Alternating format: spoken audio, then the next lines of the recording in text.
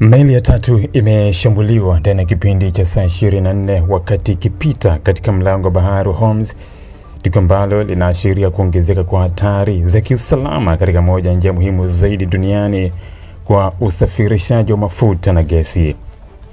Mashambulizi hayo ya mfululizo yameibua hofu kubwa miongoni mwa mataifa yanayotegemea njia hiyo kwa biashara ya kimataifa, huku yakiongeza wasiwasi kuhusu uwezekano wa mvutano wa kijeshi kuongezeka katika eneo la Ghuba ya Uajemi.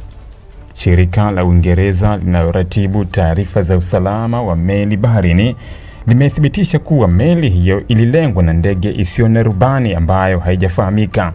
Kwa mujibu wa taarifa ya shirika hilo, shambulizi hilo limesababisha uharibifu katika sehemu ya muundo wa meli, lakini halikusababisha majeruhi wala uchafuzi wa mazingira. Shirika hilo limesema kuwa meli hiyo ilikuwa ikipita katika mlango wa Hormuz wakati iliposhambuliwa, na baada ya tukio hilo iliendelea kufuatiliwa kwa karibu na mamlaka za usalama wa baharini. Shirika hilo limeendelea kutoa tahadhari kwa meli zote zinazopita katika eneo hilo kuongeza umakini, kufuata taratibu zote za usalama na kuripoti haraka tukio lolote lisilo la kawaida. Shambulizi hilo linafuatia matukio mengine mawili yaliyotokea usiku uliopita katika eneo hilo. Miongoni mwa meli zilizoshambuliwa ni meli ya mafuta ya Qatar, jambo ambalo lilifanya Doha kuitumu Iran kuhusika na shambulio hilo.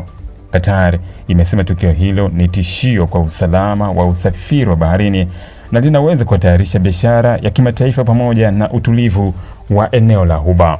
Hata hivyo, hadi sasa Iran haijatoa tamko rasmi kujibu tuhuma hizo na hakuna ushahidi wa kujitegemea uliowekwa wazi hadharani unaothibitisha moja kwa moja nani aliyehusika na mashambulizi hayo.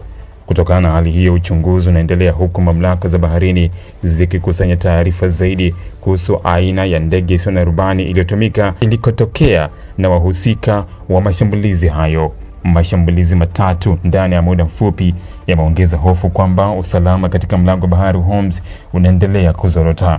Njia hiyo ni mojawapo ya maeneo yenye umuhimu mkubwa zaidi duniani kwa sababu inaunganisha Ghuba ya Uajemi na bahari ya Oman kabla ya kuelekea bahari ya Arabia. Kila siku mamilioni ya mapipa ya mafuta ghafi na bidhaa nyingine za nishati husafirishwa kupitia njia hiyo kuelekea masoko ya Asia, Ulaya na Amerika. Kutokana na umuhimu wake, tukio lolote la kiusalama katika mlango wa bahari wa Hormuz lina uwezo wa kuathiri biashara ya kimataifa kwa kiwango kikubwa. Wachambuzi wa masuala ya nishati wanaonya kuwa endapo mashambulizi yataendelea, gharama za usafirishaji wa mafuta zinaweza kuongezeka kutokana na kampuni za bima kuongeza viwango vya bima kwa meli zinazopita katika eneo hilo. Wataalamu wa usalama wa baharini wanaeleza kuwa matumizi ya ndege zisizo na rubani kushambulia meli yanaonyesha mbinu mpya zinazozidi kutumika katika migogoro ya kisiasa, ambapo mashambulizi hayo yanaweza kufanywa kutoka umbali mrefu bila wahusika kujitokeza wazi. Ili kuwa mwanafamilia bora wa Global TV, usisahau kusubscribe, like, kushare na kucomment. Baada ya kusubscribe, bonyeza alama ya kengele ili kupata taarifa kwa kila video inayopanda Global TV Online.